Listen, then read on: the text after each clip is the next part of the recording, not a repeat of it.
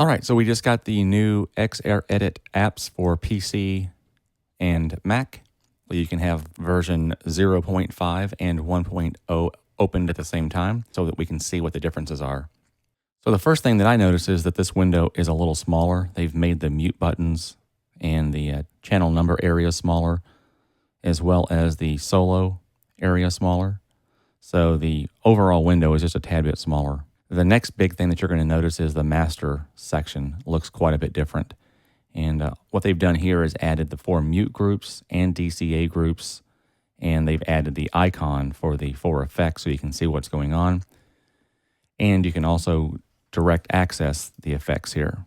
One thing I've noticed already is that the combinator meters do not work. And I've tried several things here, but they're just not active. So something got past them there on the combinator where no meters are working no matter where my threshold is. It's not doing anything. Check 1, 2, 3. Check test 1, 2. Test. And so it is working. It just has no meters. All right. I also noticed that they've got the load and save button here, which is kind of cool. If we go over to this version of the effect and take a look at the combinator, we don't have that. So you've got an easy way to save all of your effects. All right, so looking at the master section, we have the setup and the routing like we used to have. It just looks a little different. And of course, we have the save, load, copy, and paste. So we have our setup, almost identical to the previous version. We do have a rescan button here. All of the other tabs are the same, except for the addition of the user interface preferences. That's a new tab, and it's pretty simple. If you have exclusive solo, if you hit solo, you will only get one solo at a time. If you turn that solo off, you'll be able to solo more than one item at a time and then clear it. You can also have your channel select follow touching a fader. So if I touch a fader, it automatically selects that channel for additional processing. And you can also select based on a solo. So if you solo something, obviously when you're EQing and doing sound checks, if you want to solo that in the headphones. So these two functions will select your channel based on hitting solo or touching the fader. And if you don't want to have more than one item soloed so that you don't have to solo and then clear and solo and clear, you can just hit this and it'll only solo one thing at a time.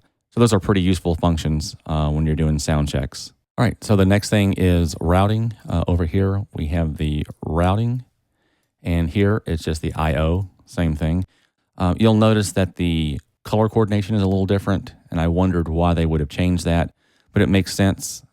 Red is for analog and mute, and the blue is for post fader. So technically when you assign something, you're going to be getting everything post fader. So it makes more logical sense that these are a post fader icon here. And same thing with your USB returns. Anything that you send through the channel strip as an input or a return is all going to be processed as post fader. So that's probably why they changed that. So not much different here in the routing tab. All right, we have a utility button here that is not doing anything yet. And we have XR resize. That's not really doing anything either, except for that you can drag your screen size bigger, but nothing resizes in the channel strips and anything. Of course, we have our save and our load, just like we did over here, and our copy and paste, like we did over here. The other cool thing that we've got is this section here is the internal memory storage for our scenes. You'll only see this if you're online. So if you load up the program 1.0, that will not be there, obviously, because it doesn't have access to what's inside the XR18. So if I want to take a current snapshot, I'll just throw some things up here.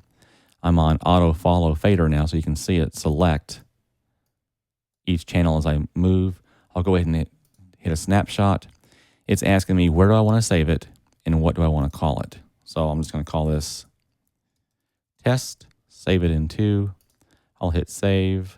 And now we're on test. So it shows you what you're currently loaded here, which was a feature request that a lot of guys wanted to know.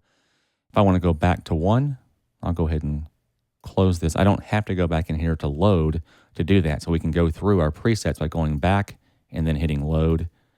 It'll double check that. And while that's doing, it didn't affect anything that I was doing. So there was no glitch in the system if you want to change during a song or a set. And if I want to go back to 2, easy enough, confirm, and it changed that without any issues. The other thing is if you want to load, you can channel safe, which means don't change these particular things. This is actually not safing. They're calling it something different. They're calling it recall, which I think might be just the opposite of the X32, which is not a good idea. But anyway, so this is saying I want to recall everything that this allows me to do. And if I want to recall everything except for my vocal on 16, it will not make any changes to that. Now, on the presets that I've already got, let's go through and test that. We're not going to recall these. We're going to safe those, and we'll hit load. And you'll notice that it recalled my default scene minus 1, 2, and 3. So that's just a quick overview of how that works. Something that's quite a bit different from the previous version is here you can actually come in and change your polarity, your stereo linking, and your 48 volt. Here you cannot. If you click up here, all it's doing is taking you to the input tab so that you can control those there. I thought about that. Why would they go backwards in features and function? And it may be because it's too dangerous for guys clicking around up here on the overview and making changes.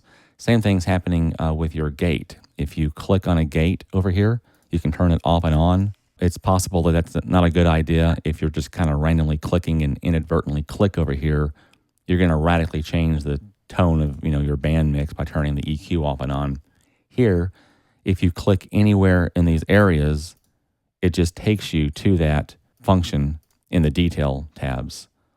So I cannot turn off my compressor here. It takes me to the compressor to make the adjustment here. So now my compressor is off. And also if I want to turn my gate off, it takes me here, so I have to do it here. So again, that seems a little bit odd to me at first, but it's probably a little safer. We can see things here, but we can't control too much of the stuff here. All right, so that was one of the big things that I looked at. Obviously, we've got Dca groups and mute groups. Those have always been in the output section, but blank. We've seen this previously over here. We had group assignments, so we assumed group assignments and DCAs and things like that were going to be coming over here. But now they actually work. All right, so the procedure for working a DCA is pretty cool.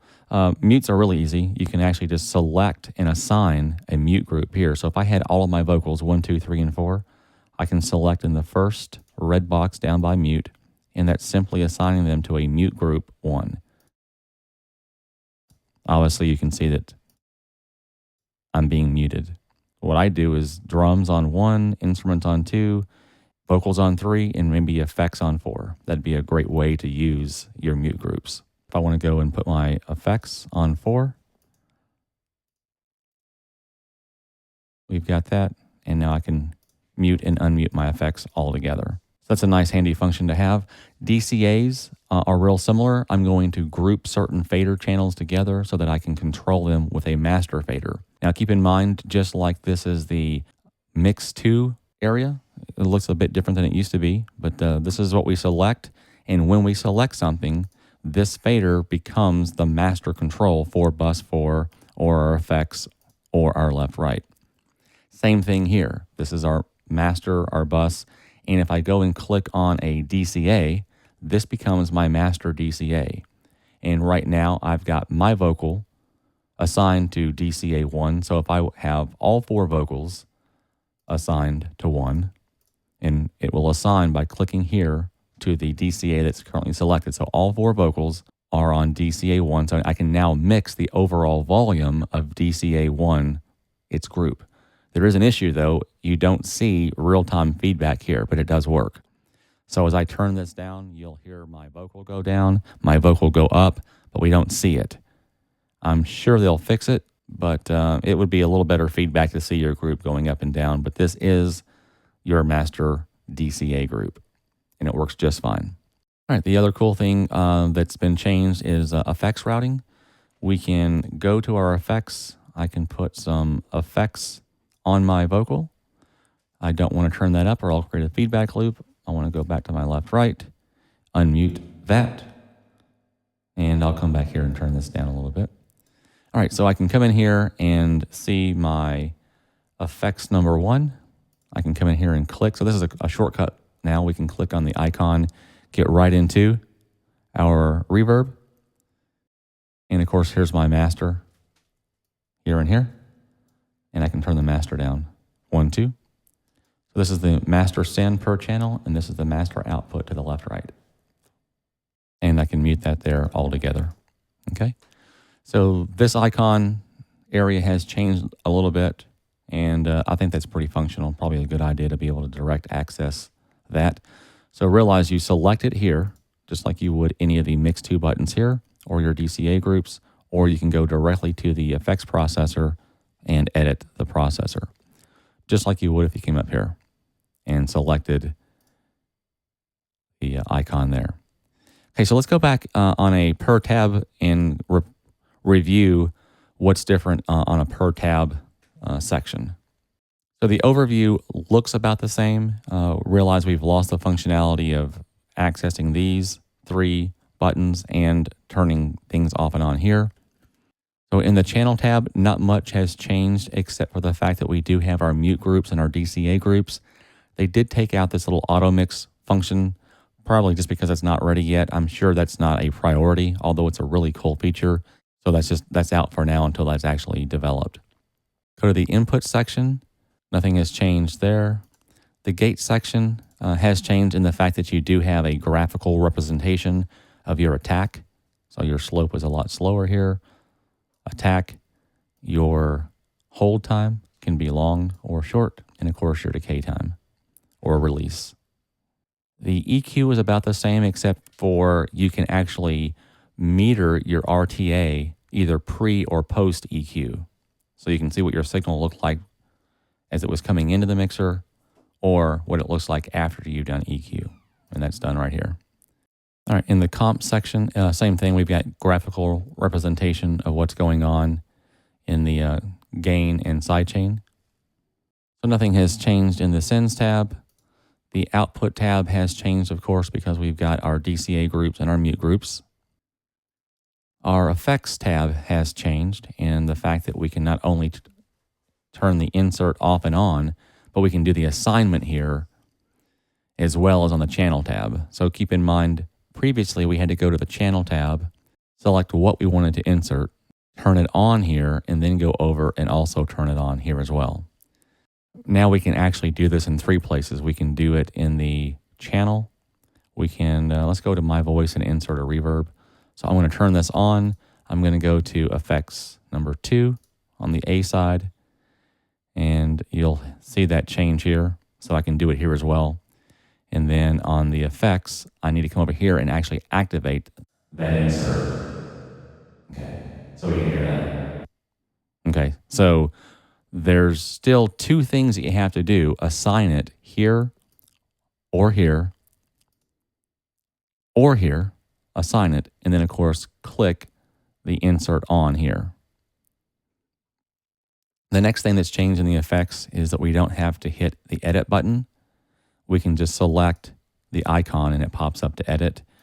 Instead of removing the edit button, they gave us 2 ways to scroll down through the effects. I can use the old way and just scroll down through the long list here. Or I can come to type and we can get the version that looks more like the new iPad app where you see a graphical representation of all of the options there. Okay, so that's kind of cool. It's redundant, but it works for now. All right, and the meter section looks the same as well.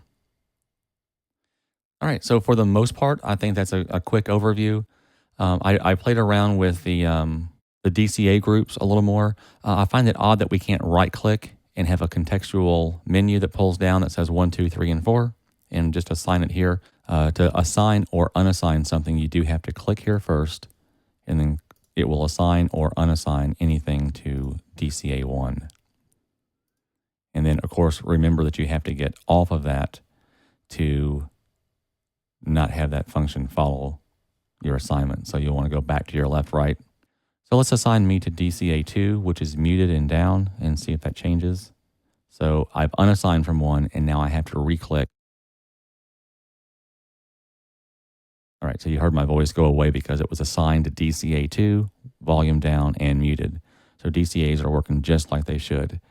You just want to make sure you realize that if you've got your fader up and you're assigned to a DCA and you can't hear anything, first logical thing is to come select your DCA and make sure that that DCA is up. Just like you would do if you were doing subgroups and it's not assigned to left, right. If your subgroup is down or muted, you're not going to hear anything running through that subgroup. All right, so that's a real quick overview of the differences. If you have any questions, let us know on our YouTube page or come check out the Facebook user group, Behringer XR.